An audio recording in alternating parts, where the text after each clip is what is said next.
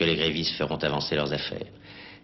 La partie de bras de fer continue entre l'Élysée et Matignon à propos de la fameuse ordonnance sur l'aménagement du temps de travail, celle que François Mitterrand a refusé de signer avant-hier.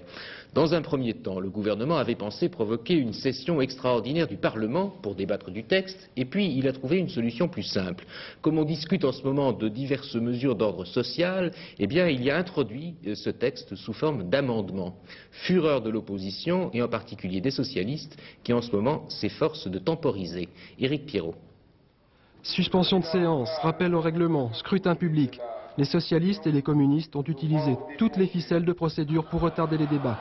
Objectif clair, jouer la montre pour que l'amendement sur l'aménagement du temps de travail ne soit pas adopté avant la fin de la session, fixée à demain minuit, mais qu'il soit reporté au mois d'avril.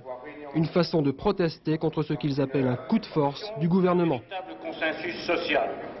Employer la ruse, détourner la Constitution pour introduire, déguiser en amendement toute une loi en pleine soirée, à la sauvette, le dernier jour de la session du Parlement, nous considérons que c'est très grave.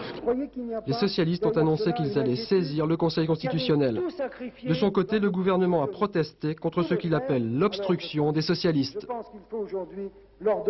Je constate que non seulement on cherche à empêcher le gouvernement de gouverner, mais que maintenant on essaye d'empêcher le Parlement de légiférer. Ces socialistes sont décidément incorrigibles. À l'heure qu'il est, l'amendement n'a toujours pas été adopté. Mais une chose est sûre, la majorité fera tout pour qu'il le soit dès cette nuit. Les syndicats de leur côté